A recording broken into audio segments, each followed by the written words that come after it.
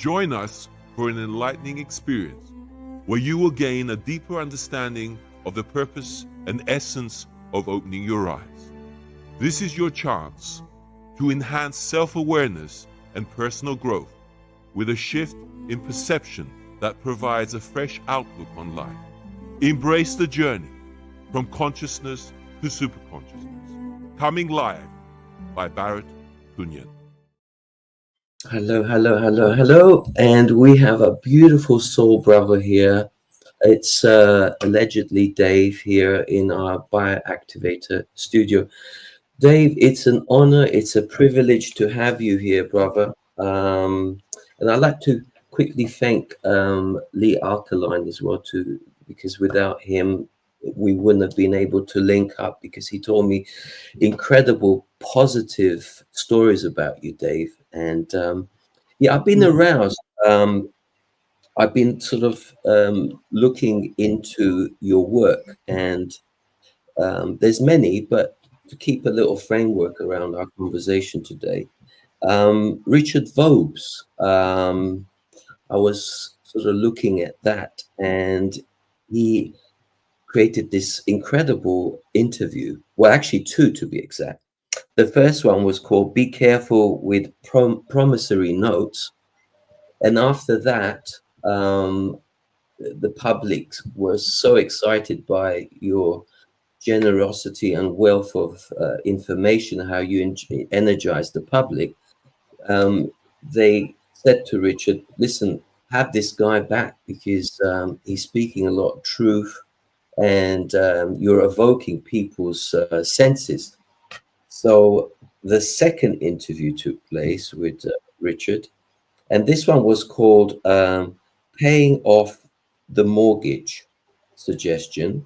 And there you spoke a little bit about the great mortgage caper and stuff like that. You gave a little insight to your background and story. But for our viewers, lovely brother, who aren't too familiar with your work, can you give just a brief outline how things took off for you, and where you're at the moment, and what you're about to launch?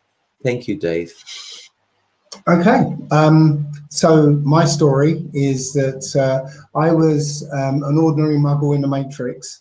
I was actually working in New York as a programmer on Wall Street, and just doing what everyone else is doing, working and getting money, and doing all the stuff we have to do. And then 9/11 happened. It happened right in front of me. In fact, a month before, I turned down a job in Tower 1 for Lehman Brothers, and literally a month before, turned that job down, took a job directly across the water in Hoboken. So when it all kicked off, I ran out to the waterfront, and it was happening all right in front of me. I watched it. Yes, it was a terrible thing, but I was at work the next day. It was like, okay, been through a terrible thing, but okay, life goes on.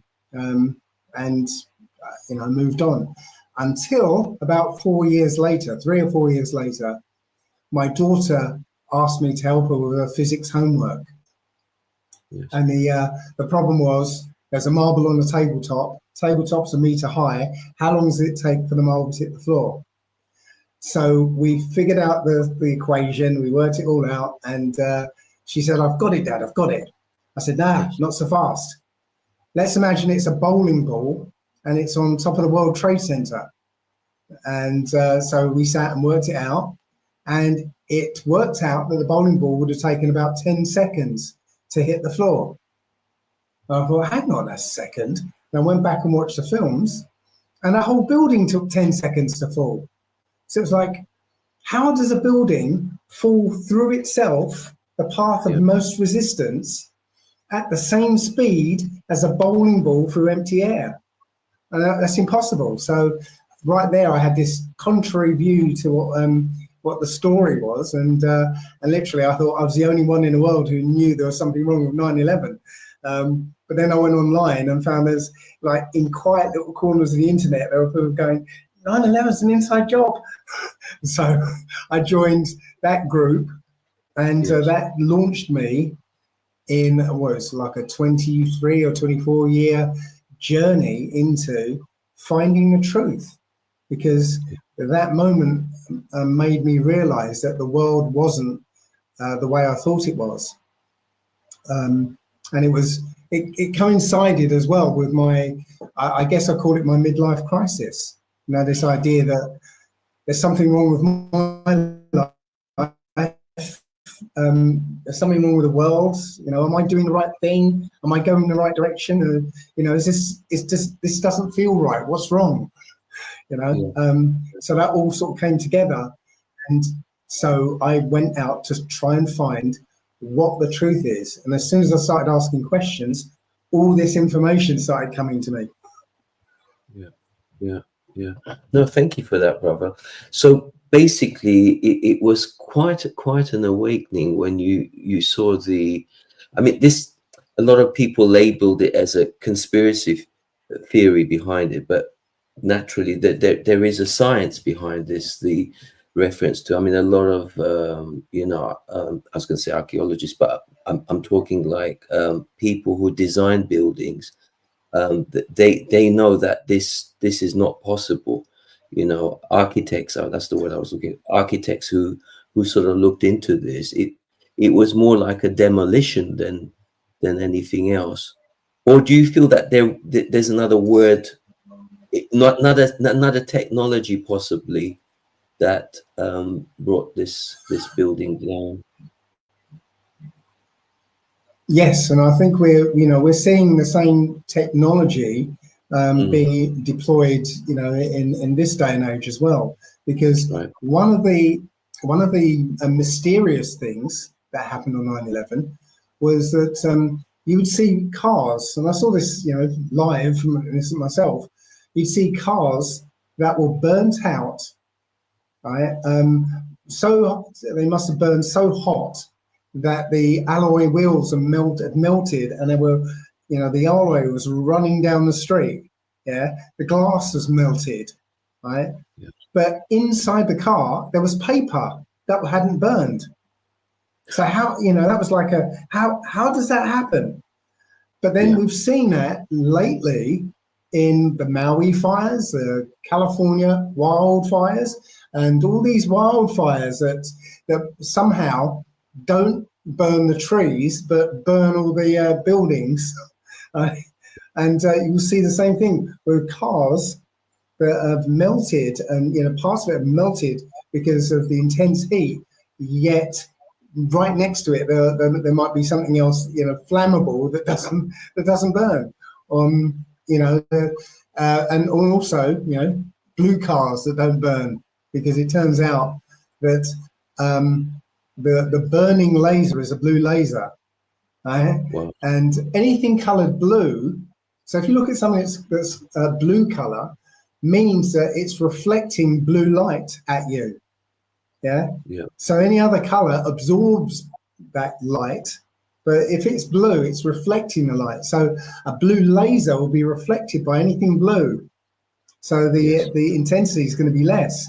So yeah, it's obviously a directed energy weapon. And back in 2001, we had no idea that such things existed.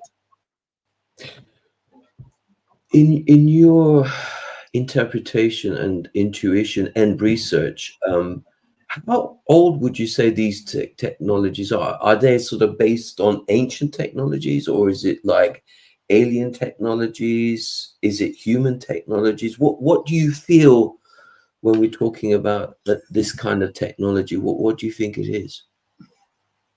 Well, you know, I don't think it's a secret that you know, the military and, you know, the cabal behind the military and all that have technology that have been squirreling away from us. So we don't know their true capabilities.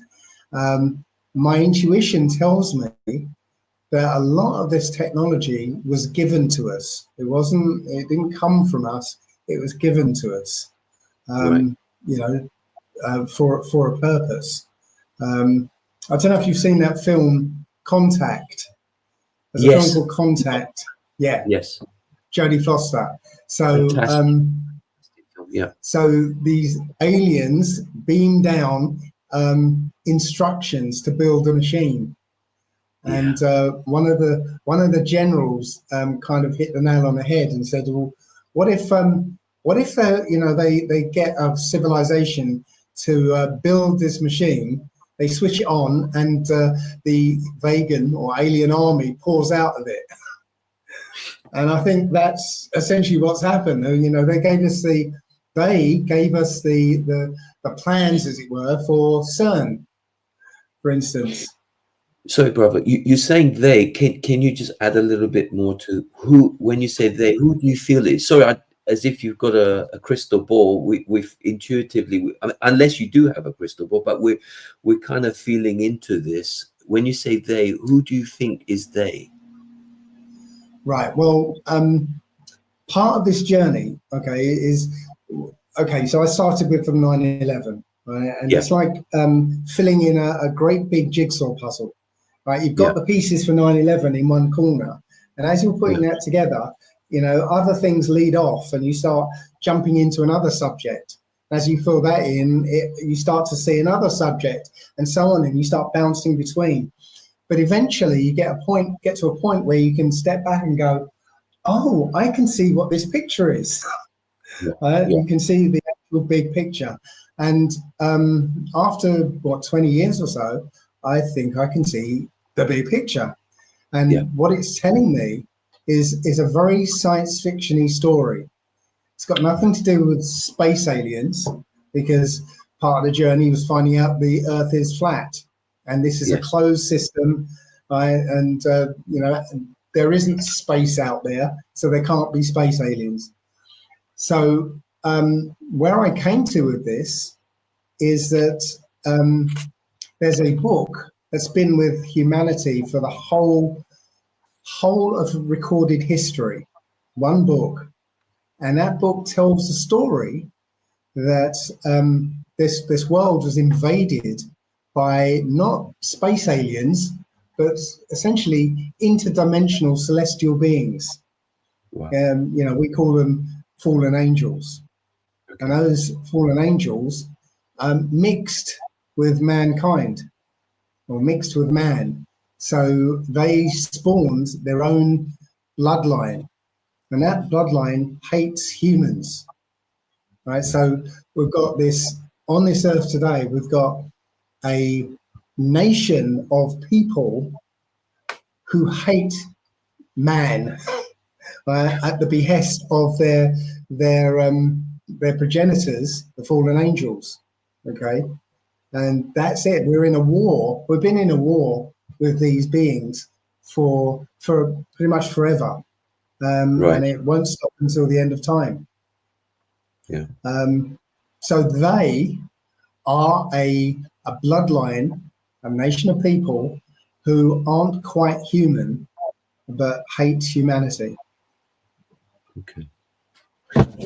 Thank you for that. I mean, David, it's the only thing that makes sense. Sorry, it's the only thing that makes sense. If you look at what they're doing, everything is anti-human, and you think, well, you know, why would they do such a thing?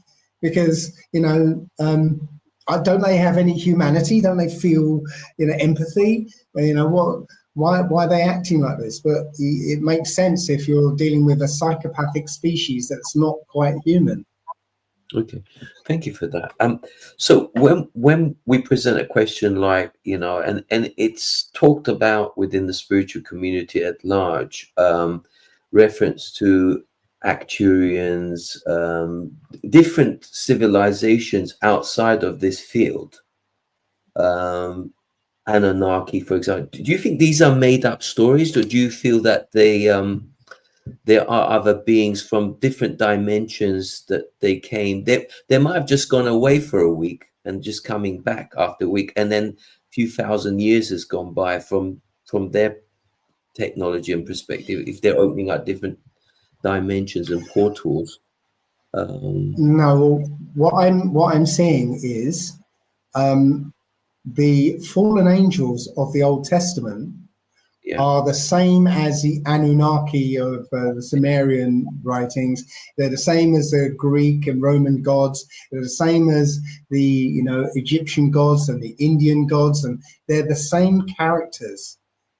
So you'll find that the stories, of the exploits of these gods with a little g, are pretty much the same, and that comes out of the whole Tower of Babel story, where everyone's split, sort of separated with their own languages.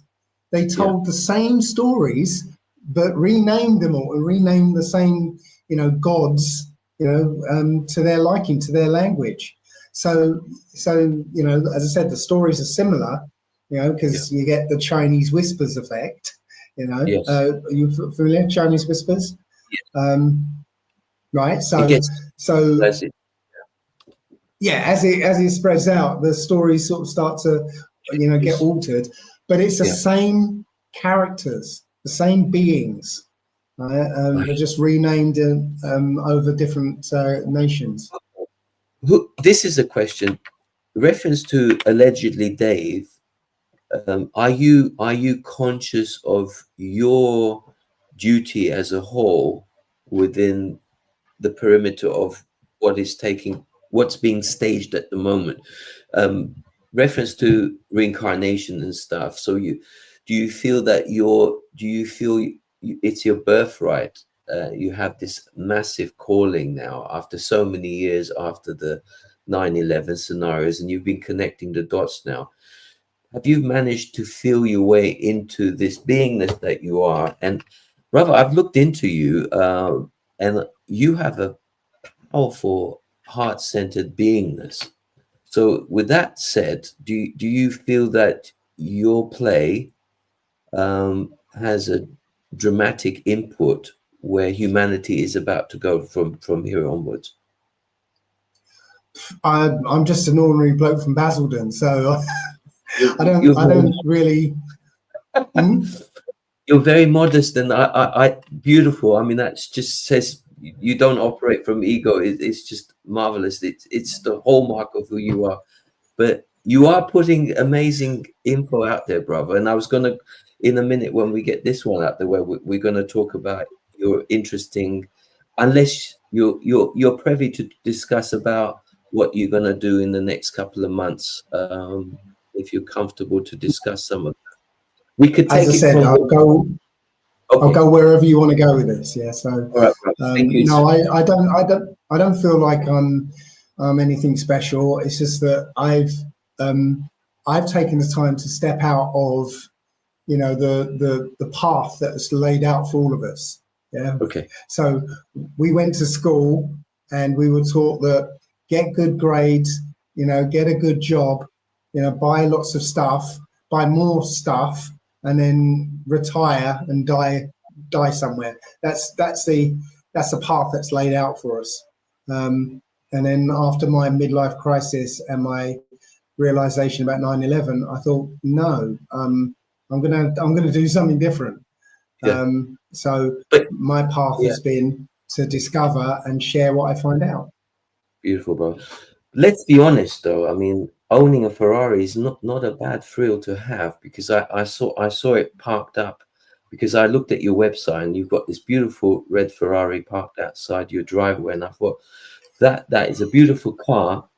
Do you think you can own sort of cars? I know the maintenance is quite high, but it is exciting, and if you can own proud things like that, but with the right attitude, not to prove that you're something special driving a Ferrari, but sometimes quality speaks a certain language. Right. Unfortunately, well, what you're looking at is Dave when he had his midlife crisis. Yeah. Oh. Because when you have your midlife crisis, right, it's like, what do you do? Well, you go out and buy a Ferrari and you end up screwing your secretary or whatever. Yeah, that's the system view of what happens when you have a midlife crisis. So yeah, I ended up buying a Ferrari back then when I was 42. And something happened when I was out in a Ferrari one day. So I pulled up to some traffic lights, And I was sitting there, and a whole bunch of people walked across the road, and they stood on the side of the road looking at the car. And I sat there in the car, I looked at them, and I looked straight ahead. And what I saw was, I'm in a car. From where I'm sitting, I can't tell what car I'm in. You know, it's just a steering wheel and a dashboard and a windscreen. And I looked back at them, and I thought, did I buy this car for me or for them? Yeah. And after a long, dark night of the soul, I realized I bought it for them, right? I'd become one of those people, you know, usually Porsche drivers who are like, look at me, look how well I'm doing, you know, but that wasn't me. And I realized the car was just an expensively shaped piece of metal. And the sheen came off the car. As soon as I realized what it was, that I've been suckered into this idea of status and you know, material things sort of making you feel better and making or elevating you in status, which wasn't what I was about. So no, I didn't have the car. I didn't have the car that long because you know, I just, after I had that experience, it didn't hold the same feeling for me anymore. Yeah. Thank you for sharing that, brother. I have a question for Dave. Do you feel scarcity is a myth? Absolutely. We are in, and my research into the flat Earth feeds into this. We are in a terranium, a sealed environment. Okay, every drop of water that's ever been is still here in one form or another. Every scrap of energy that's ever been expended is still here. Right? It's in here and it gets recycled. Everything here will renew itself. Right? If every human disappeared off the Earth, well, first of all, then the rest of the Earth will disappear because this place was designed for us. But if every human disappeared, the terranium will go on forever because it's a self-healing, self-sustainable system. Right? And nothing we can do can change that. We can affect it a little bit, but the Earth will, you know, this system will course correct and heal itself. So no, we've never been in scarcity. What's happened is that this bloodline has taken over management of all these things, and now they're engineering scarcity. Yeah, no, that definitely resonates with me, brother. In your understanding, what do you feel is the real intrinsic value for humanity? Because for me, if I may, we're probably on the same page. It's not gold, silver, brick and mortar, Bitcoin and stuff. For me, it's about energy. I think that's the true currency because it's how you energize people. Does that sit comfortably with you, Brother Dave? Do you feel that energy is a very powerful forms of exchange? Not really. That's not what I would say is the core of this. Okay. The core of this, or essentially our purpose as such, is novelty. Right? It's each one of us has a unique perspective on the world, because no one who's ever lived, who will ever live, who is living now, will have your point of view, will see through your eyes here and now. So that gives you a unique perspective on this realm that we live in, right? And with that unique perspective, with your unique thoughts, you can come up with new experiences. And this is what it's all about, that we are here. The best analogy is we're like big toes. Okay.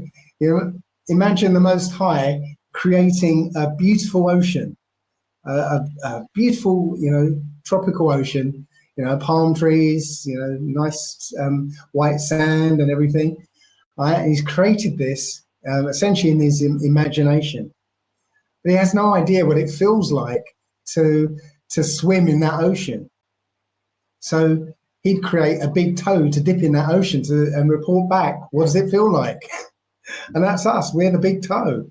We're here to experience everything there is to experience. So the Most High eventually knows what it's like to experience everything. Yes, yes. Do you feel that there's something which, like if we look at the commandments, like, don't want to get too religious, but I'm not saying I'm religious, by the way, but, there are things like commandments. Do you feel that that's truth in so many ways? Like one being, let's say, thou shalt not kill, for example. Do you feel, how does that sit with most people on the planet? Should that be respected and honored, do you feel? Absolutely. Love your neighbor. It's, these are, well, not love your neighbor isn't a commandment, right? We're talking about the Old Testament, where the Most High himself said, these are the commandments, right? Okay. In the New Testament, the Most High doesn't speak at all, right? And the commandments are reinterpreted. So I discount the New Testament whatsoever, totally. But the commandments are rules for a harmonious world. Yeah. If everybody followed the commandments, the world would be harmonious. It would be a wonderful world. Yeah. But as I said, this world has been taken over by a psychopathic species, invasive species that they'll essentially have broken every commandment and set up societies which legalize all the commandments. So people are breaking these commandments left, right, center. Don't know about it. Yeah. Do you feel in the last 20 years humanity is becoming more conscious aware? Do you see light at the end of the tunnel? Do you see that humanity is taking greater ownership, accountability, and responsibility of the planet? Are there beings? I mean, how does it sit with you, brother? Your own interpretation. Do you honestly feel that the hope is a weak word, but do you feel in your gut that humanity will rise to the occasion, where they're going to not allow these beings to manipulate further and control us? Well, to my mind, you'll have to define what you mean by humanity, because as far as I'm concerned, I think there are 5 different types of beings here. Interesting. And only one of them is man, right? So if you're talking about the race of man, what this book is telling you, which if you take away the whole religious aspect, right? If you just read the book as a book of law, history, and guidance, and when I say history, it's not just past history, but future history. If you take it as that, it tells you that at this time that they call the end days, there'll be an awakening, an apocalypse. Apocalypse means the great revealing of truth, and so in the end days, there'll be this apocalypse, and people are going to start to remember, who they are, what this is all about, and start to turn away from this system, these people, these psychopathic people, and this psychopathic, selfish way of thinking. Right? So we're starting to remember that, and as it happens, the Old Testament, its real name is the Book of Remembrance, because alluding to the fact that people will forget who they are and who the Most High is, and in the end they will start to remember, and when they do, this book is going to be there and go and to remind them of what the story is. Yeah, no, that's very powerful, bro. Brother, coming back to your beautiful interview you had with Richard Vobes, I mean, if I can take on the second part, because you know, with the public being very much aroused with your presence and the information based on your research, what you were putting out there after the first one, which was called "Be Careful with Promissory Notes." The second one being was paying off the mortgage. I mean, can you tell us a little bit? I mean, I'm sure there are people out there, it may be the first time they're hearing this, or I mean, where can they go also to become more aware of what's really happening behind the veil? Reference to, because people can go and watch that interview, and I encourage everyone, please do. But can you add a little bit more from that interview, because it's been a little while since I've certainly seen you. So can you add a little bit more flavor to your plans and what you propose to do on? Okay, well, there isn't very much in the way of resources to go and to find out more about how this mortgage scam works, because you're not meant to. You're not meant to find out. I do have a video out there called "The Great Big Mortgage Caper," which goes through, you know, how it works. But essentially, we've been fooled by a confidence trick in the form of a mortgage.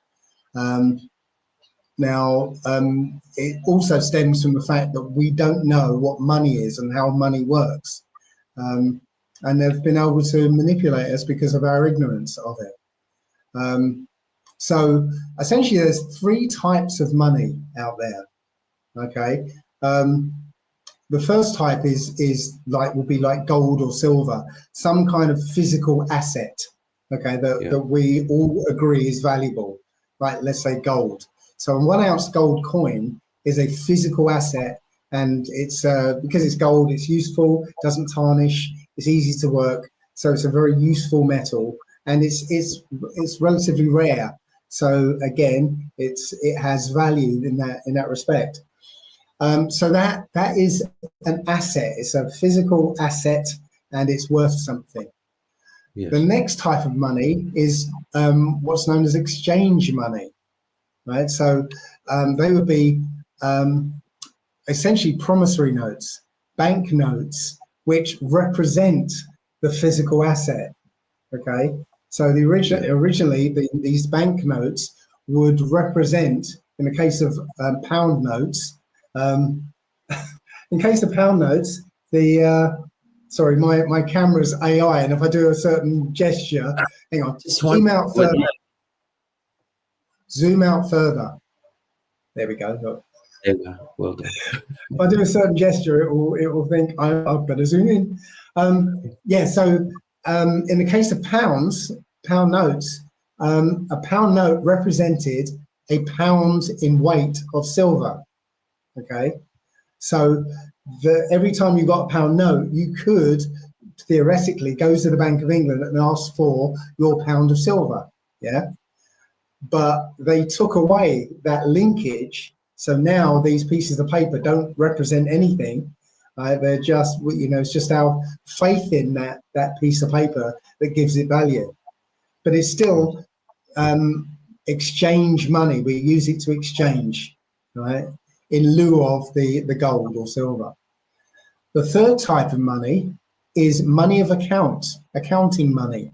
Okay, these are entries on double entry bookkeeping ledgers. Yeah. So the trick that the banks are doing on us are swapping the types of money, right? So right now we're all used to using this money of exchange. So these banknotes, right?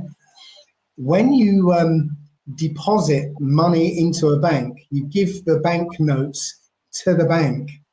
They craftily swap it from money of exchange to money of account, right? So now you just see digits on a screen. So if you put £2,000 into a bank, you hand over £2,000 of banknotes, and they'll type in £2,000 into their computer, right?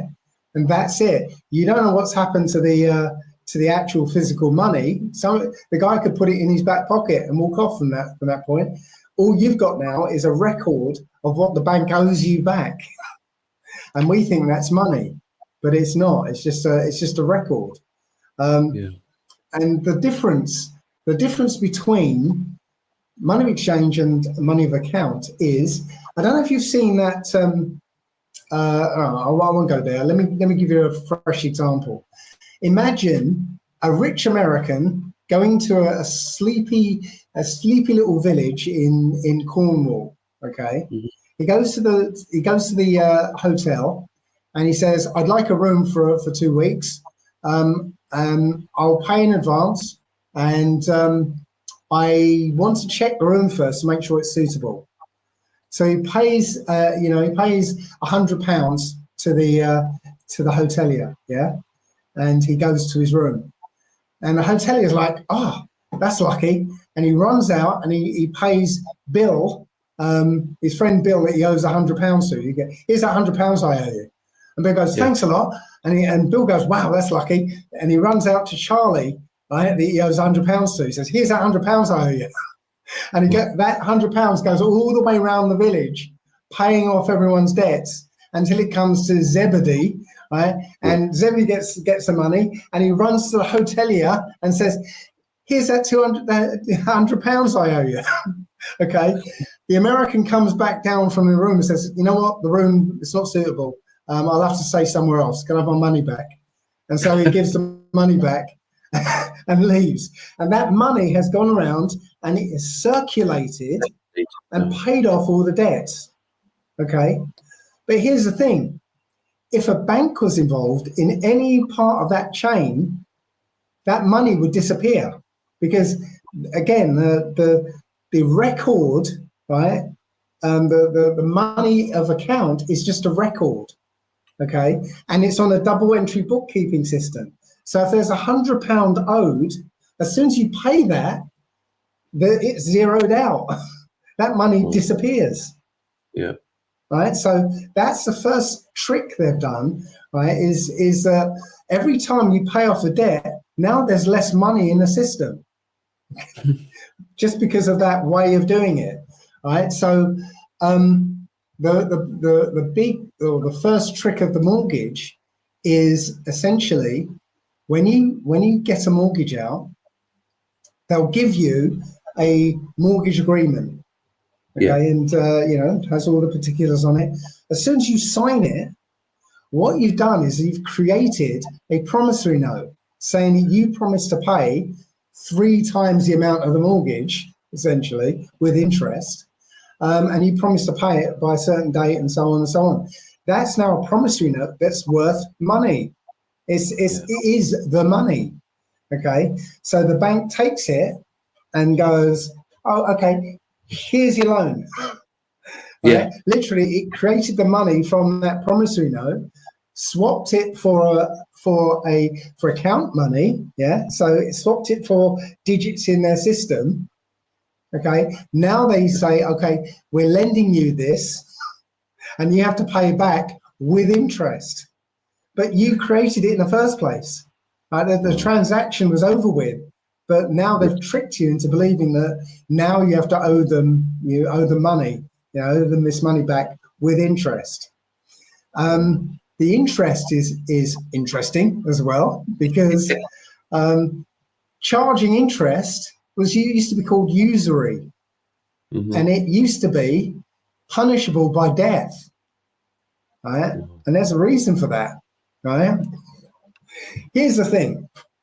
When they create the money, when they type it in and create it out of nothing, they only create the principal. They don't create the interest. So if you borrow £100,000, okay, they just create £100,000. You have to pay back £300,000. Well, where are you going to get that £300,000 from? Well, it's the money supply that's already in the system, right? So let me give you a little example. Imagine there's no money in the world, zero money in the world, right? And 10 people go to a bank and ask for a mortgage of like £10,000 each, okay? Or sorry, £100,000 each, okay? So now they all spend the money into the world. Now there's £1 million in the world, okay?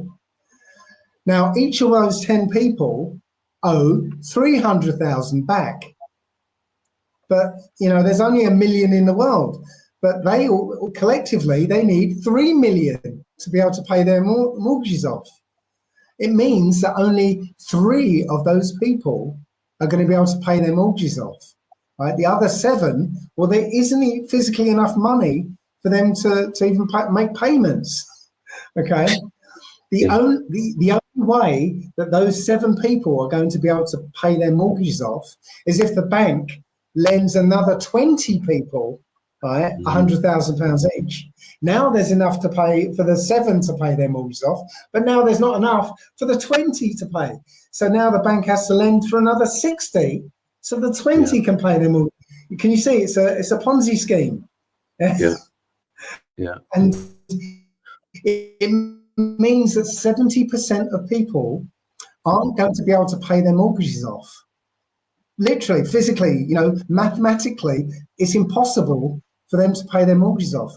The only thing is, it's hidden because the time scales are, you know, 25 or 30 years, and the game is so big that we don't see when people are dropping off left, right, centre. Yeah, we don't see the figures, but literally, it's mathematically impossible for something like 70% of people to pay their mortgages off. Right? So it's a game with built-in profit for the bank, because obviously if you don't pay your mortgage off, right, you end up, you know, they'll repossess your house, then sell it on at auction to one of their friends at a cheap price, and then they're going to come back to you to come up with the shortfall between what they sold the house for and what they should have got at the end of the term. You know, brother, at the end of it all as well, let's just say, you know, we said the 7, like, what was it? What's the percentage? 70% will be able to pay, or no, won't. Well, so okay, let's talk about the 30%. This is an interesting one because I picked this up from when Richard was interviewing you. Let's talk about the 30%. When you get your deeds, okay, and you look at the wording, because you need a dictionary, a special kind of dictionary to define. It says proprietor. Which, do you want to define to our listeners, our beautiful viewers, what it actually means? Because you're not quite the owner yet. Sorry. Yes. It's yeah, it's funny. Yeah. I know. It's just. I laugh because it's just incredible, you know. Yeah. So as I was putting my talk together, somebody actually just finished paying their mortgages off, and they sent me what they got from land registry. They got back from land registry, and yes, it said, instead of the word owner or anything, it had the word proprietor. Yeah. And whenever I see a word that I don't expect to see in a legal context, I go to Black's Law Dictionary, right, to see what it actually means. And the definition of proprietor, it says, not synonymous with owner. Alien. Hello. Yeah. So if it's not synonymous with owner, then it's not an owner, and you're not an owner if you're a proprietor. Yeah. So essentially, it's telling you that. I said it's relatively bad news again. Is there a good news at all anywhere along the line? There is no in the system. There is no good news in this. You know, it's you know, you're not the owner because, you know, the Crown believes that they have possession of all the land in this country, and when you buy the land, you become a tenant. You know, even though you bought it, you know, you're just a tenant on that land. So There is no good news. We've been tricked into Okay. this system, you know. So, you know, you've got to ask the question, why is it that a basic need, which is shelter, a basic human need, right, is always going to be priced so high that you need a mortgage to be able to get it? That it doesn't make sense, right? So, Yeah, and so no, they engineered that into place so that you could have what they call a death grip over you. That's what mortgage means, death grip. So essentially, what I'm doing in my project, I have created a trust. The Auric, well, I won't say it. I won't mention it. But I've created a trust, and anyone with a mortgage can become a beneficiary of that trust. Okay. So yeah, anyone can become a beneficiary, and to become a beneficiary, you have to donate a certain amount of money. Right? I actually fixed it at £500 to make it accessible to people. is that Now, £500 one off, or how does it work? So you pay one off, it's not just one a off. one off. Okay. It's a one-off donation, right? Because we Right. have to use it in terms of, speak about in terms of donations and gifts, because otherwise tax gets involved. Yeah. Yeah. So it's a donation to the trust, and with everybody's donations, right? I take that money and I buy gold. Okay. And that gold becomes the trust's reserve. Yeah, it's Beautiful. gold reserves. Yeah. Right. Once let's say now I've got £1 million in gold. Okay. Yeah. So now I can start writing promissory notes, up to the value of £1 million. Right. So if you've got a mortgage for £300,000, right? I can write you a promissory note from the trust as a gift from the trust for £300,000, and I can attach a certification, right, that the trust has 1 million in gold. Yeah. Right, and so that promissory note is backed, right, by this 1 million in gold. Now, one thing I didn't mention about what banks do, they do something called fractional reserve banking. Okay. Now this came from early on in banking history. So when these banks started, right, you would have your bag of gold on your hip. Right. Now the goldsmiths would say to you, look, it's dangerous for you to carry that much gold around with you, and it's inconvenient, it's so heavy and all that. Put the gold in our deposit, in our vault, okay, and we'll give you for every pound of gold, we'll give you a receipt that you can come back and claim that pound of gold, right? So they'll give you a whole bunch of receipts for the amount of gold you've deposited, right?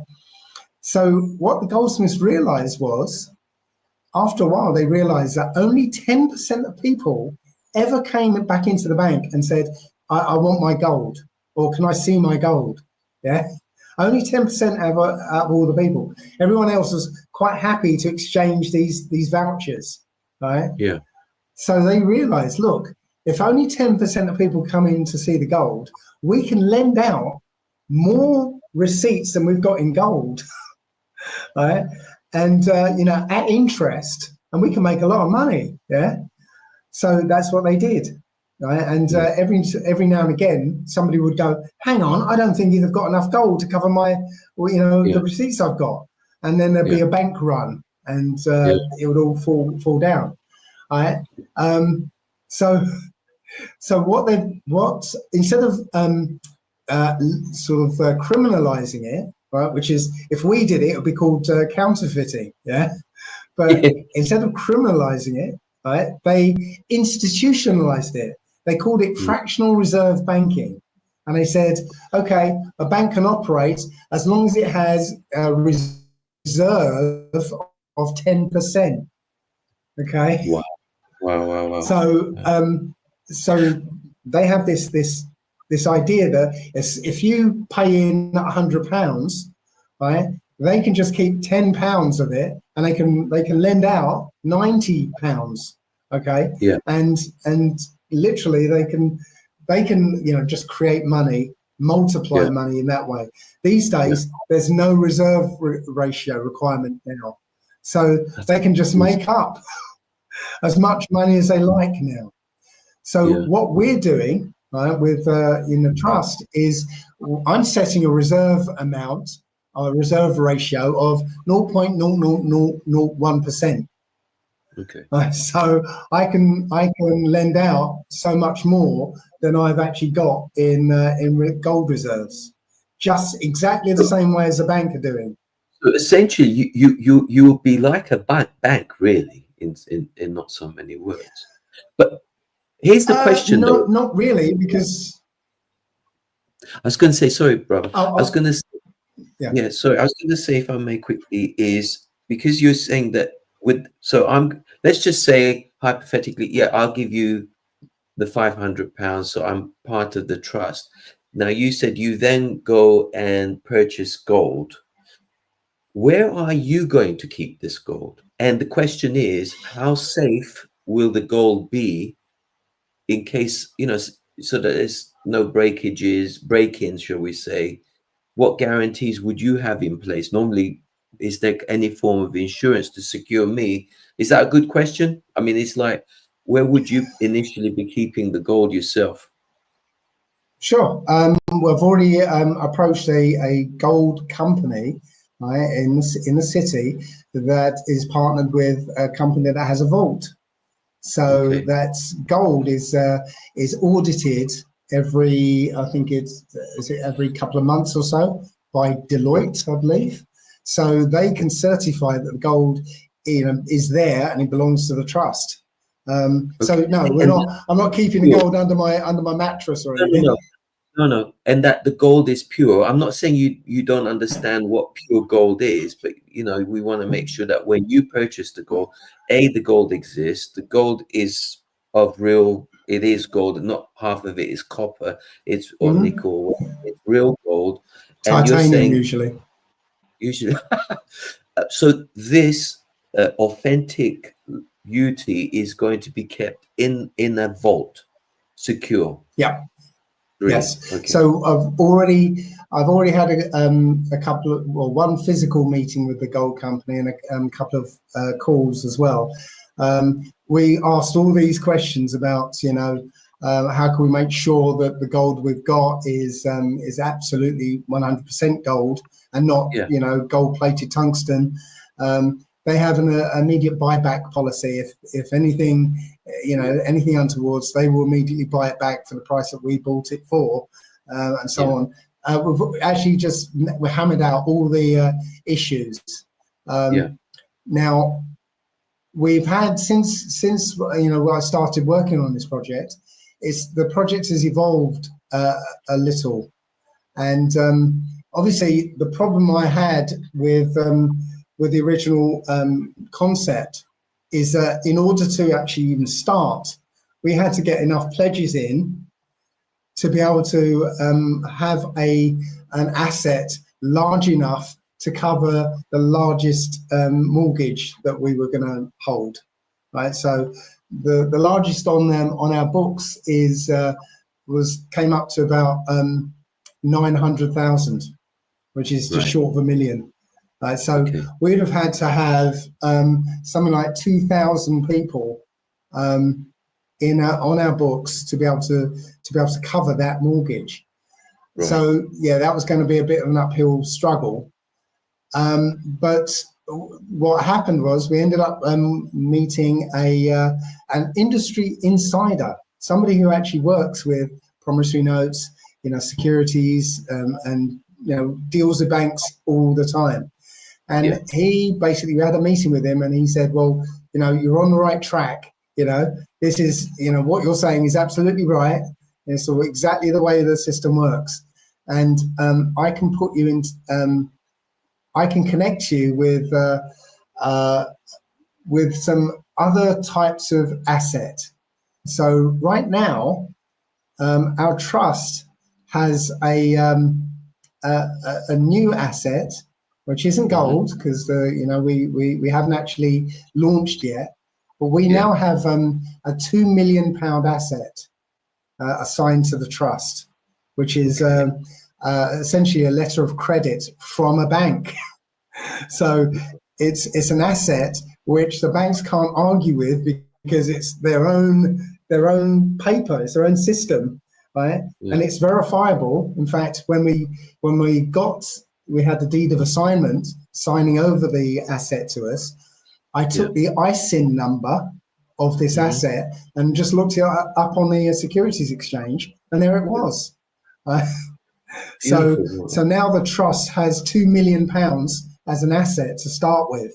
It's a temporary asset, so we have it for a year, and so in that year we're going to start the process, and then start gathering enough people to build up the gold asset, and we'll end up having maybe a portfolio of assets which change over time, but gold and securities that will be recognized by the banks, as though they don't, it shouldn't even flag up an issue, because you should be able to look at this and go, oh, okay, we can see that there's money here, there's a value here behind these notes, and it shouldn't even flag up an issue.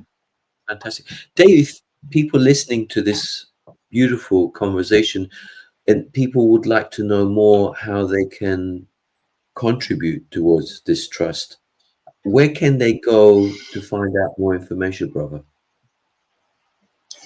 Well, you can, I think on my website, the first page on my website, allegedlydave.com, you'll find a link.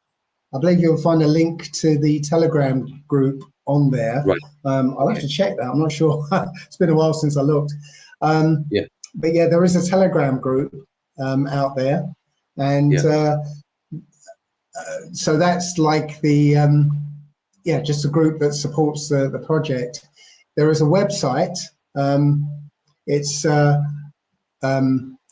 aurictrust.co.uk. Sorry, Auric Trust. That's AURIC trust.org.uk. Okay. So essentially, you go to the Telegram group, and read through. There's a lot of chat there, and lot of communication there, sort of, so you can find out what the groups, what the project's about, how it works, and you can see the evolution of the project. And then when you're ready, you can go to the website and pledge. Right now, we're just about to launch with the first about 160 people. So I'm about to set the launch date, and about 160 people will go through it, and then again, when we're successful, then we'll do later waves. So this 160 people you're referencing, these are people who currently have a mortgage on their properties. Are these people, Dave, people who are struggling to pay their mortgage back, or is it genuinely they're saying, look, this is illegal, I've had enough, I'm actually okay, I can pay my mortgage, why should I pay my mortgage? Because as far as I'm concerned, what the system is fraudulent, and I'm not having any. Your 160 people, what kind of people are they made up of, if you don't mind me asking? Right, so it's all sorts. There are those who are struggling, those who can see they're going to be struggling at some point, and there are those who know how the system works and don't really want a part of it, want to get out of it. When you succeed, this is going to be a massive domino effect, wouldn't you say? And with that, the system doesn't need to collapse, does it? I mean, do you feel that something needs to give way here? we have a thing which is yeah. It does have to change because now that people are waking up to the system, how the system works, how the government, the judiciary, the police, they're all working for this system that's against us. There's no good reason for it to be in place apart from people preying on us. Yeah. So people are waking up to that. People are waking up to it and getting to the point where, I don't want to be conned anymore. I don't want to, I don't want to fall for this lie anymore. So yeah. Yeah, that's brilliant, brother. And I'm praying myself that this really takes off. Also, I'm sure you know this, but the very rich, they don't pay tax. They don't pay coin to Caesar. And is there something we could do to set up a trust for the people so that they also don't pay to the system? Because unfortunately, you know what the system is doing with the money. They're whatever, it's against natural law, it's against your human rights, it's causing harm.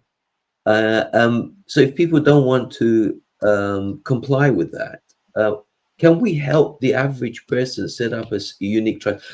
Let me be very candid with you, if I may. I have an issue myself at the moment. I have a few paid up assets in the UK as we speak. I paid my mortgage. This is a quick question. I'm sidetracking a little bit, but I paid my mortgage off. I think, can I claim for this money I paid back again? Because I feel I paid into a system, it was corrupt. Can I ask for this money back or no? That's the first question. Right. So here's the second prong of the attack here. Yeah. So we have a process by which we get to an agreement about the fraudulent nature of the whole mortgage contract. So essentially, I've got a notice of I can't remember what I called it now. Yeah. But it's a notice that you send to the bank, basically asking them a whole load of yes or no questions, which essentially expose the fraud. Right? Is it true that when I sign a mortgage agreement that I've actually created a promissory note with actual cash value? Yes or no? Right? And essentially, you give them a time limit, and if they don't respond in that time limit with the answers, then you're going to say you're going to deem that all the answers are yes. All the answers to questions are yes, which means yes, it's all fraudulent. Okay. Wow. Once you've got that established in a stop-all format, which is the end of the process, it means that they've agreed that yes, it's all fraudulent. Then you can go to an affidavit stage, right? Yeah. So an affidavit is a statement of truth saying that you understand that I've been conned. Yeah. But you can also, instead of an affidavit, you can make it what's known as a commercial lien. So you can make the statement of truth that says, look, I know that, as far as I understand, as I'm aware, this is true, this is true, this is true, this is true. And I've been harmed by this truth. Okay. Yeah. And I put a monetary value of this much on the amount of harm you've done me because of this fraudulent behavior. So your commercial lien, usually it's like, okay, in this case, it might be the original amount, right? So the original amount of the mortgage, right? Plus the amount of money you've paid to the bank times four in damages. So we're talking a lot of money for each lien, yeah? So that's, once you've got a commercial lien, there are avenues to try and monetize that lien once you've got it matured, okay? Yeah. But but There's always it's usually very difficult. It's usually very difficult to actually monetize it. There's usually kickback, and it's difficult to do it. So the next project, once this is successful, I've got a second project I want to pursue, which is to either buy or start a debt collection company, and that debt collection company will be there to collect on these liens. And the way we want to collect on them, if we get, let's say we get a lien for 10 million against Barclays Bank. Yeah.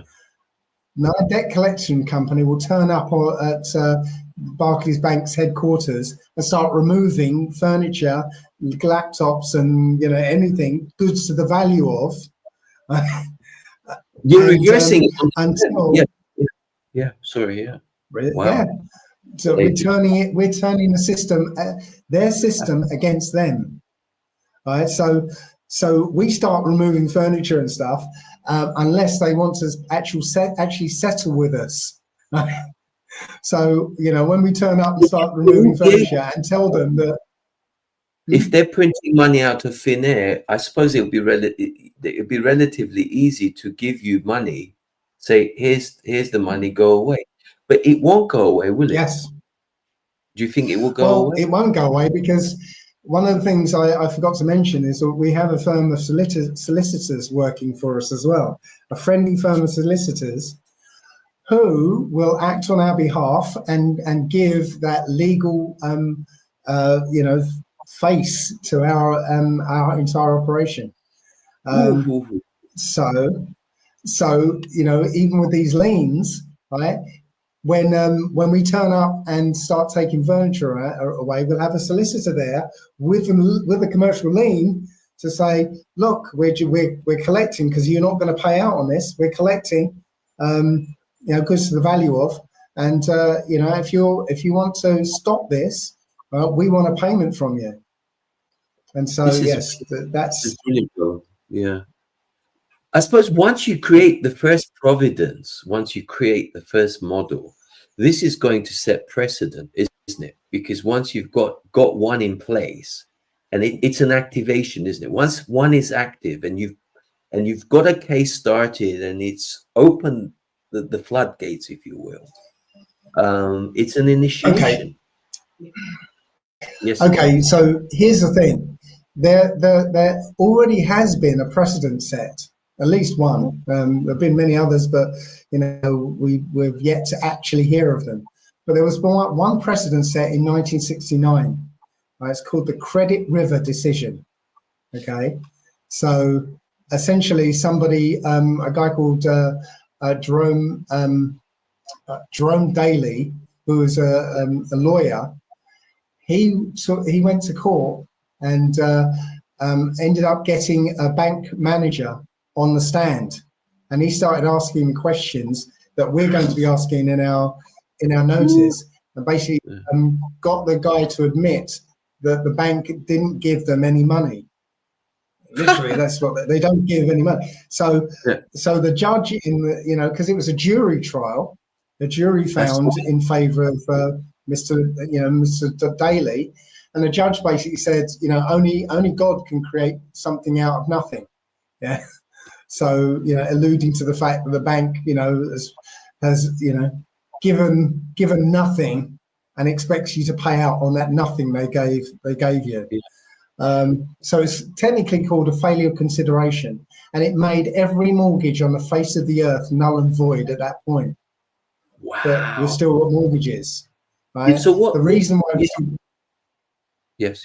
still got mortgages is that the judge in that case, right, was found face down in a lake full of poison. I was just about to say something harmful must have come one's way, unfortunately. Yes. So Mr. Daly, the lawyer, he was disbarred, right, and the judge in the case was murdered, and he was murdered in such a way that everybody knows that he was murdered. Right, so that all the other judges know, you better not do this, So, yeah. so that's kind of what we're up against, because this is the biggest scam of, let's say financial scam of all ever. Yeah, and they want to keep it going. So I think it's we're not going to change it. We're not going to end it, but we can affect it in a way, and we've got other ways of continuing and maybe do something about it. Yeah, I was going to drop one, if I may, with you. My gut feeling says not to because the system is energized all the time, and I think because what is really taxing is people putting their money, their hard-earned money, into the tax system that they're complying, and it keeps because I think that people don't mind donating, giving money to a system that's not causing harm or loss or imposing on the freedom of others, and there is something worthy about it. People don't mind putting, like your cause. It sounds amazing. It feels authentic. So I would even donate money each month and say, "Brother Dave, here's some money, mate. I truly believe in what you're doing." But what if you also, we started something else as well, where reference to people creating a trust so that this is what the very rich are doing. They're not paying tax. I mean, let's look at, let's say, Google, for example, and all these big companies, a lot of these blue chip companies. I mean, they don't, there's so many different avenues where they're getting away with it. What if we put that to the average and say, and people can unite there? What do you think? Are we barking up the right tree there, Dave? Well, okay. First of all, you've got to realise that since the actual physical asset money was taken away, right? There is no money backing the system. It's all fake. There's no money. The countries have been bankrupted, right? Because there is no money, right? We became the money. We are the money, yeah? Okay. So it's our energy, right? Our energy was put up against loans for these banks. So the Bank of England is loaning money to the country on the backs of us working, paying taxes. Okay? So we're the creditors. We're the creditors in this system. Now, if you want to see how this system works for the rich, go and find an old film. It's an old film with Gregory Peck called The £1 Million Note, right? So the story is, and if you've ever seen that film Trading Places, yes, it's like the forerunner to Trading Places, because it's two brothers in the Bank of England or in some financial institution. They have £1 million note drawn up, and they give it to a poor person and say, wow, okay, if you manage to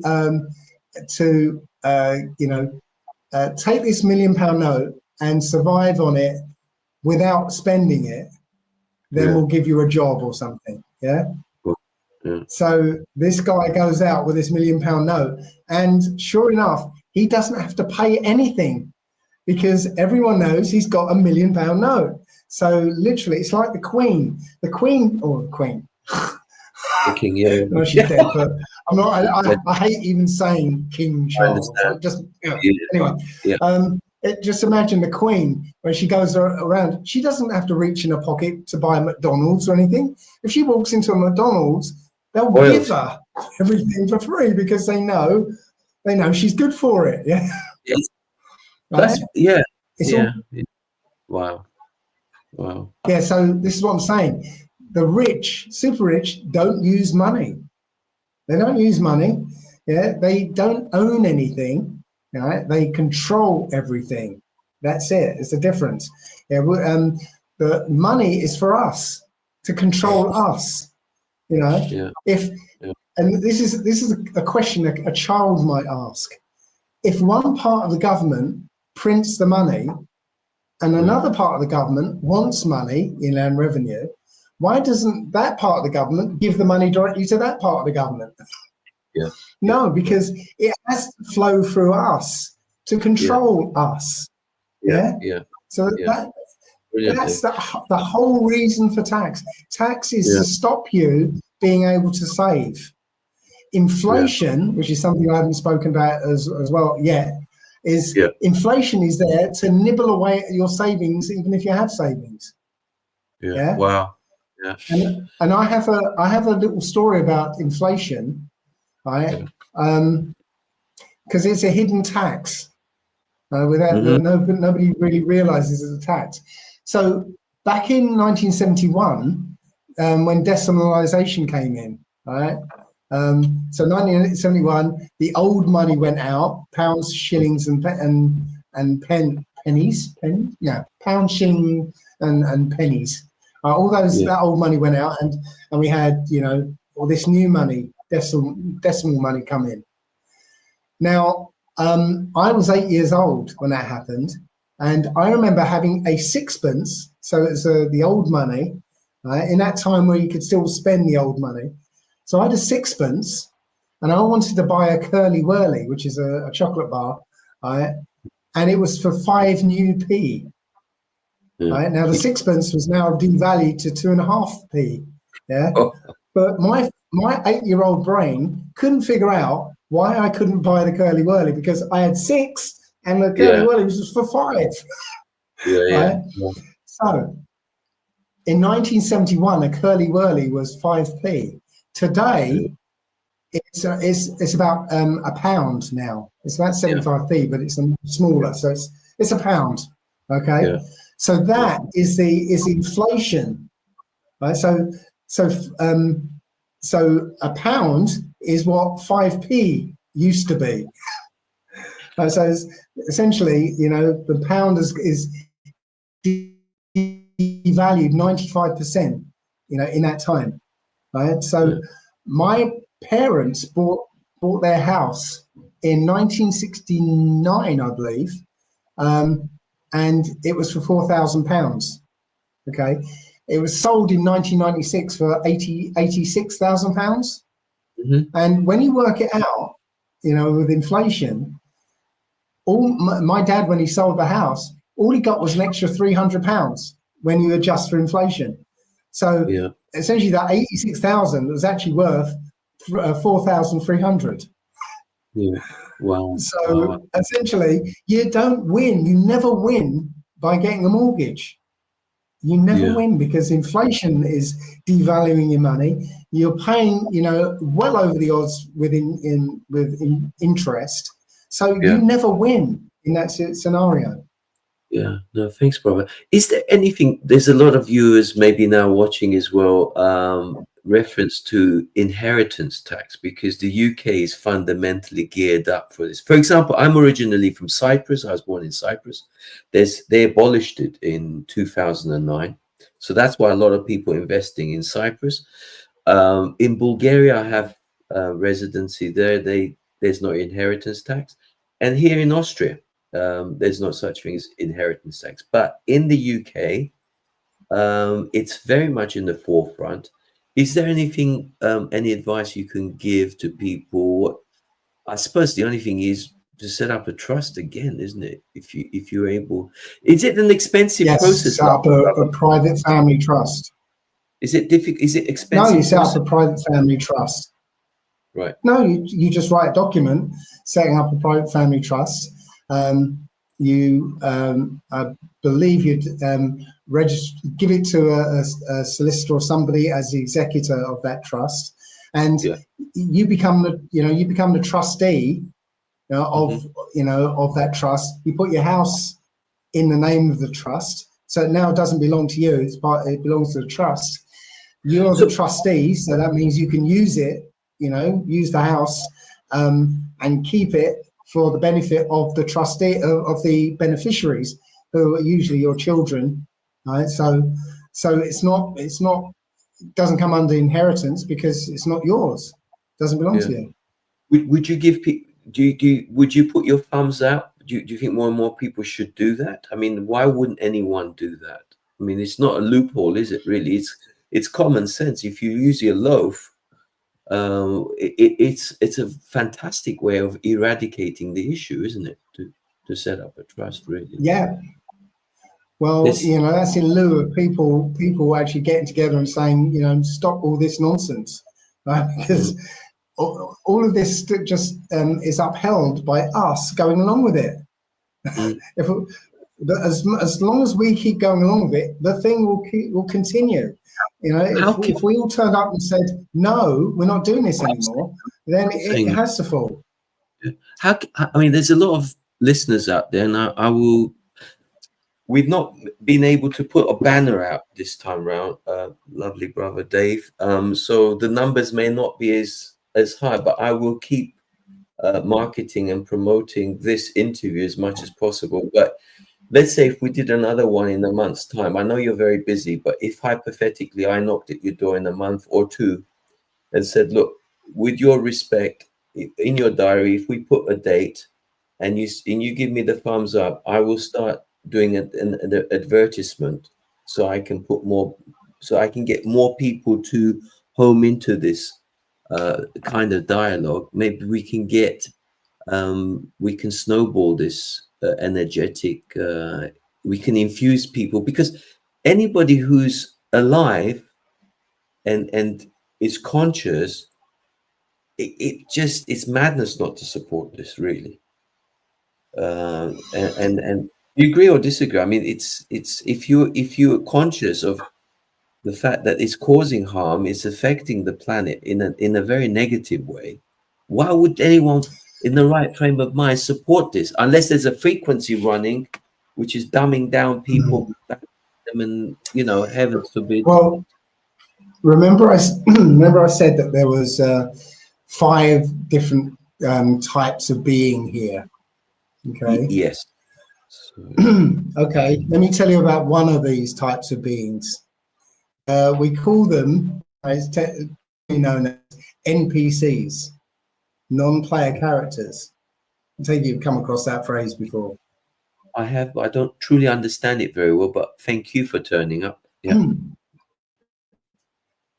Okay, so he played a video game before, one of those first-person view video games where you're walking around the world and there are all these characters all walking around, right? In that game, some of those characters are other people playing that character, other people logging into the game like you, moving that character around, right?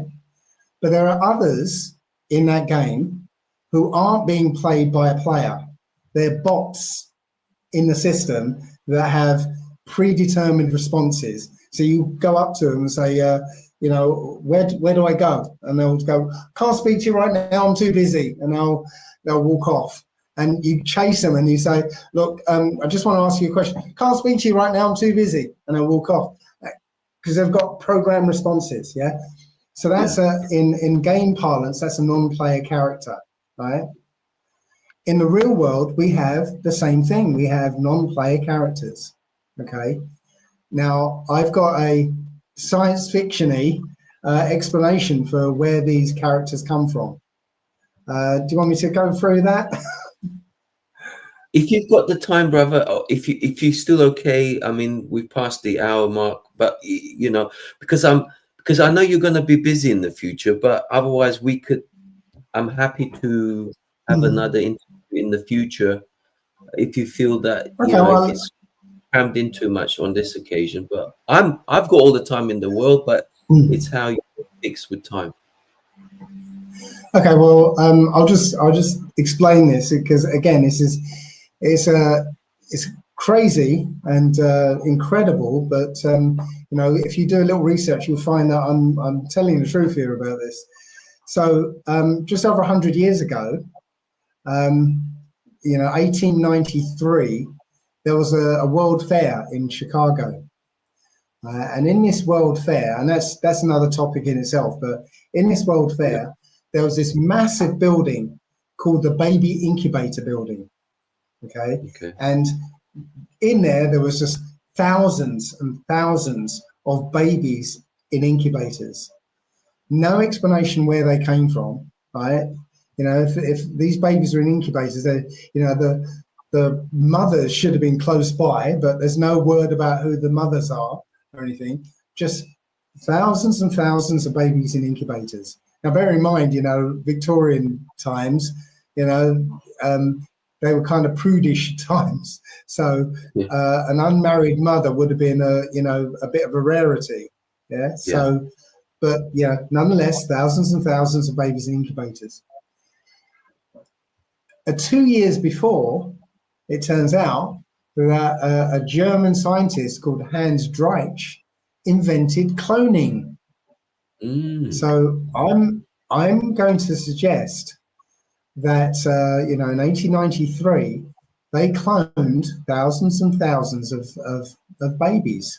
Okay, now those babies became orphans. When they got to about 6 or 7, they ended up on the street. They became orphans. And there were hundreds of thousands of orphans, not only in America but in England, in Europe, all at the same time. Hundreds of thousands of orphans, and those orphans were transported all over the world. In America, they had what they called orphan trains, where they were taking all these orphans from New York and shipping them all the way across America to populate the towns. Right? Now, what I'm suggesting is, yes, they can create the bodies, physical bodies, right, with this process. But what if they can't create the player, the driver, of the body? Like, you have this self-aware I am inside you, that that you're aware of yourself, and you can have a conversation with yourself in your head. Right. What if when they clone these bodies, they don't have that self-aware being that's attached to it? Yes, the body has the body has a spirit that allows it to walk around and do stuff and act in the world, but it's human. It can't. The spirit doesn't have this soul that has this mind behind it.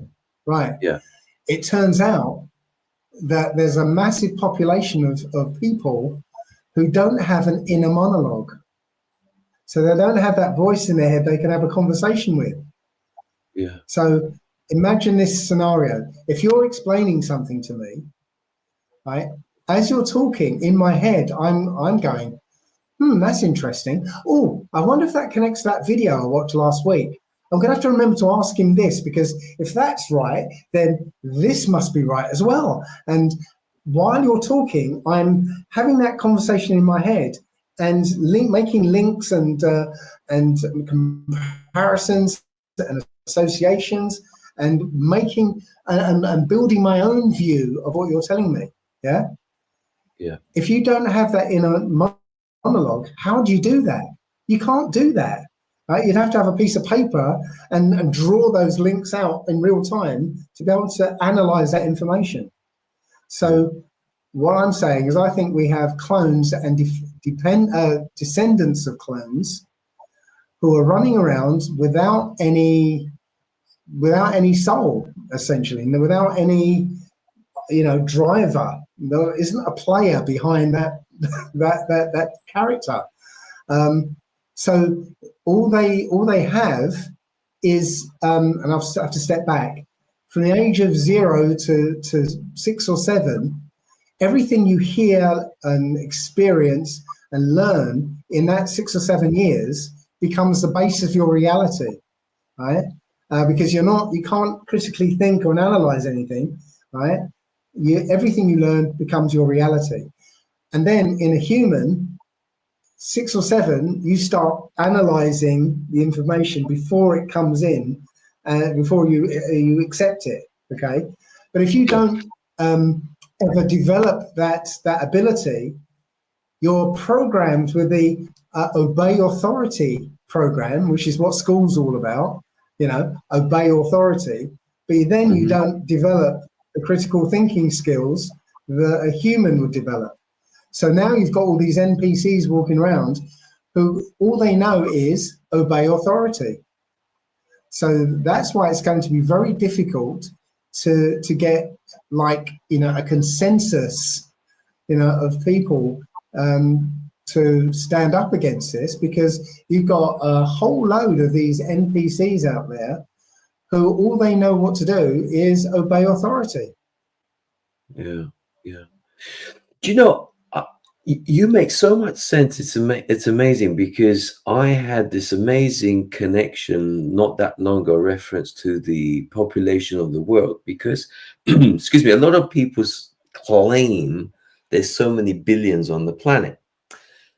To hand on heart, I'm trusting this information, because I personally didn't go out there and did a head count myself. So I'm speculating, or I'm praying that the information is correct, but I don't think it is. Something tells me the numbers are much, much, much lower than what they claim they do, and that can Yeah. sort of, then they can go on about talking about lack and scarcity, and there's not enough to go around. Look, this, and they create this illusion, because they put everybody into little boxes like cities, and they condense them, and so many people. So they give this false narrative, this illusion that there are so many people. I myself, I'm very blessed. I live in the countryside. There's not many people, and this, that, and the other. But when I drive into the cities, I can see the temperament, the attitude, the way, how they can manipulate, control a lot easier when they have them all in one place. It's much more difficult when we're all, but yeah, no. Yeah, they're trying to say that there's 8 billion people on the earth today. There's nowhere near that. If anything, yeah. If anything, it's closer to one, maybe 1.5 billion all told. Don't mention the word. Just I was going to say, don't mention, because we don't want to be shadow banned. But don't mention this. But no, I won't. But some people who that's taken its toll as well. But generally speaking, so in one of my videos I played a video from a group who actually went round, and you said you haven't made a head count, but this particular group actually started to, using official figures, looking at the most populous cities in the world. Right, so they looked in a certain country, like India, and they got the figure, which is, I think it's something in the billions, 1.2 billion or something like that. And they looked at the biggest city in that country, and using official figures, found out that there was only a certain amount, there was only a small amount of people in that big city, and they worked out that in all the other cities, the next 300 largest cities, there was nowhere near 1 billion people. It's nowhere near. And they did the same thing with the whole world, and realized that there's nowhere near 8 billion. It's more like, at the very being really generous. So we're looking at certain countries are mathematically extinct. There's no way they can even return from it. It's mathematically impossible for them to come back. So China is one of them. Japan is another. Italy is another. Yeah, they're looking to, and the system is saying that they're going to disappear by about 2050, 2100. 21. What do you call it? 2100. 2100. Do you feel? But it's going to be earlier than that. It's going to be much earlier than that, because the rate of change is speeding up as well. Yeah, brother, where does AI sit with you? Because with this wonderful technology, as long as the intention is for the benefit of all, and the intention is pure, you don't want to cause harm. Would you say it's a positive technology to be working with? No technology is positive. None. Zero. None of it. Right.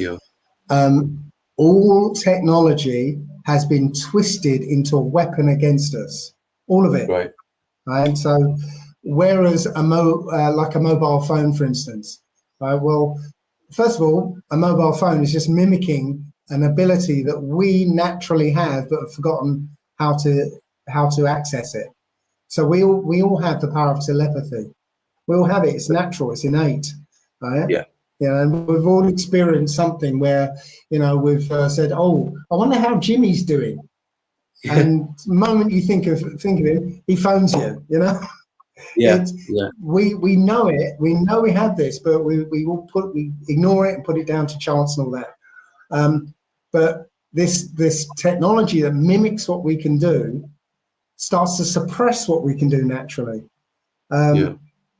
Like, before I had a sat nav, I can navigate around the country without worrying about it.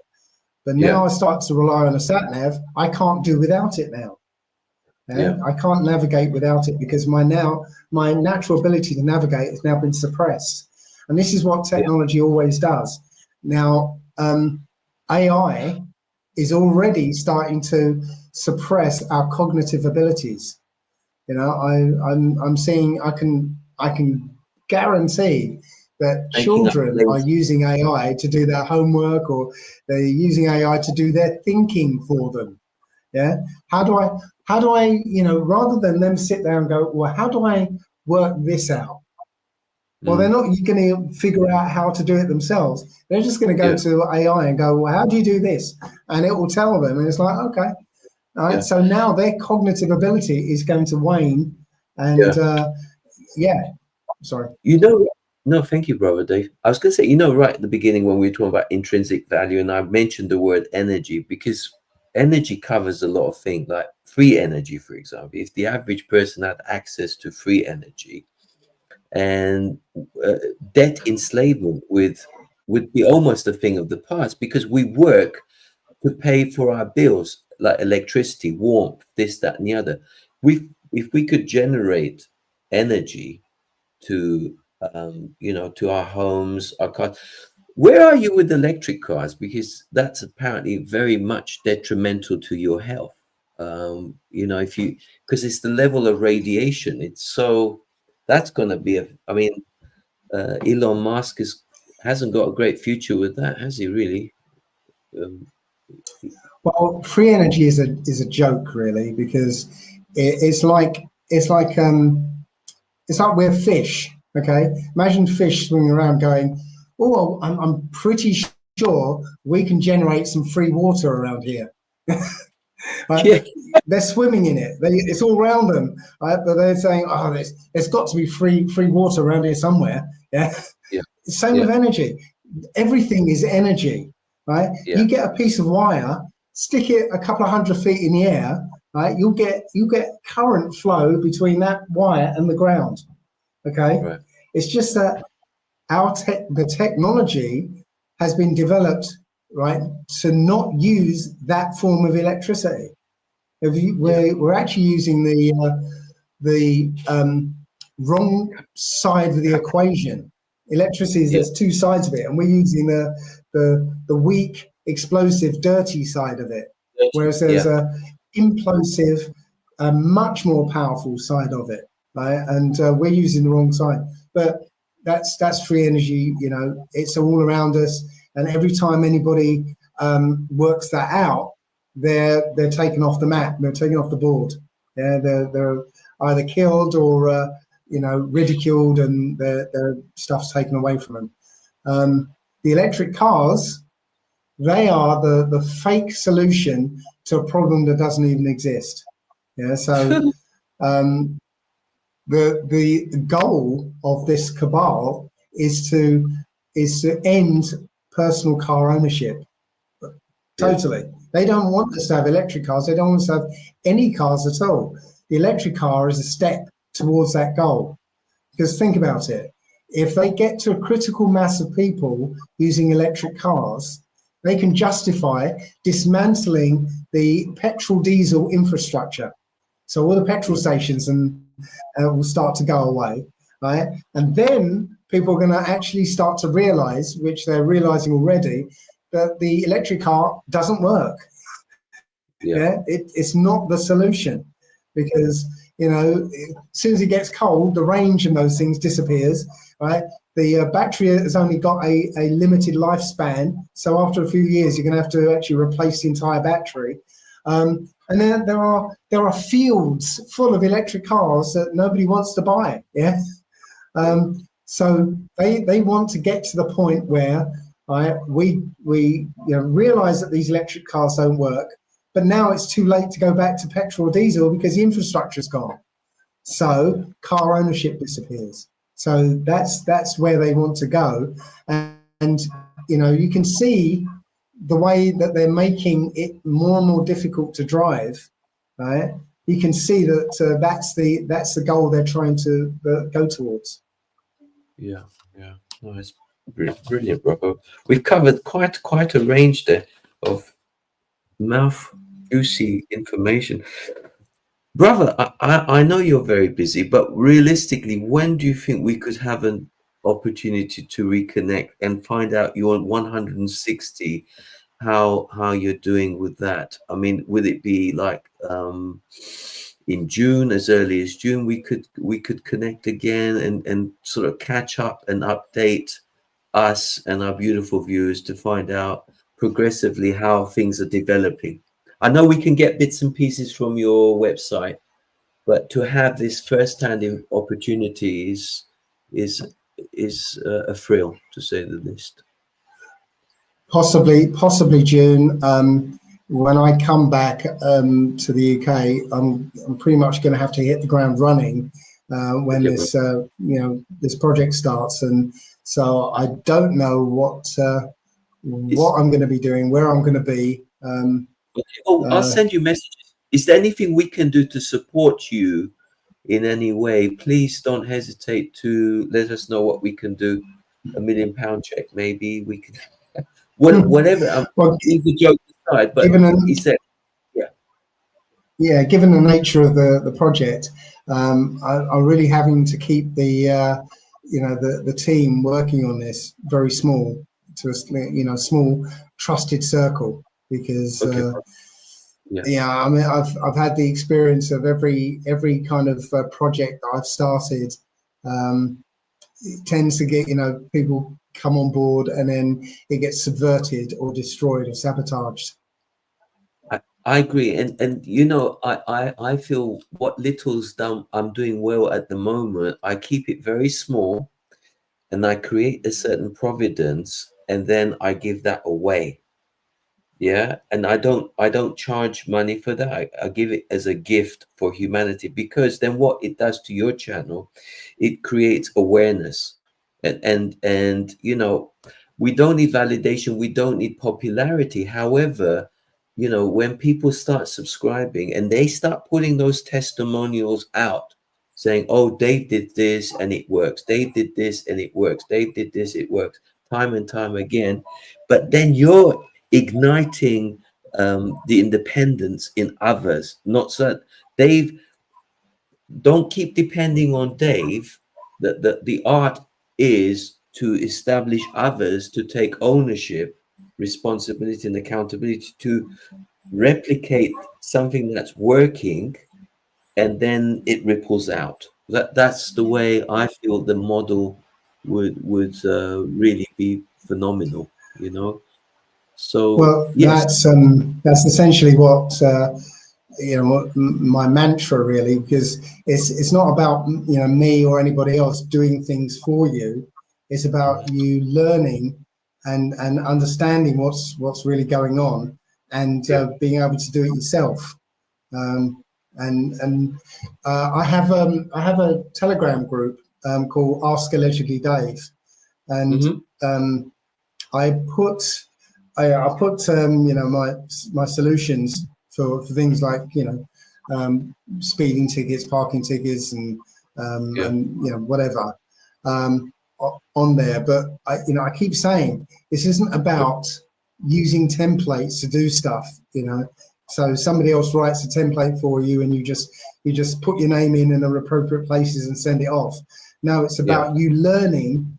The template is there for you to learn what how to deal with these things. It's not for you to send, it's for you to learn and then write your own, from using your knowledge, right? Absolutely. Yeah, absolutely. Brother, before we say goodbye to each other, I'm also part of wonderful movement. It's called I don't know if you've heard of it. It's called GPMS.world. It stands for Global People's Monetary System and Simplified Divine Law. And the founding father, if you will, he's based in Romania, and I've had the privy of interviewing him on numerous occasions. And he's got a wonderful website, and there's over 300,000. And because it's not they don't sign per se, but energetically they say, I like this movement and I'm supporting it. So I'll send that link to you, because it's all part and partial is to work in alliance together to come forward, you know.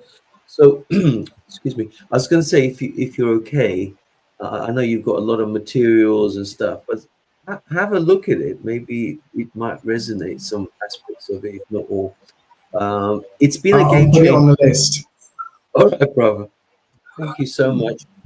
It's been absolutely brilliant, brother. Thank you so much for taking the time, and thank you, brother Lee, as well, connecting me to brother Dave. And I would be honored to knock at the door sometime in June, and just to remind you, if it's possible, to invite you back, just to feel your beautiful energy and see how things are progressive. And like I said, step by step, we will do this. And I have every faith in your beautiful energy, brother. Thank you. Thank you very much. Thank you so much. Much love. Take care.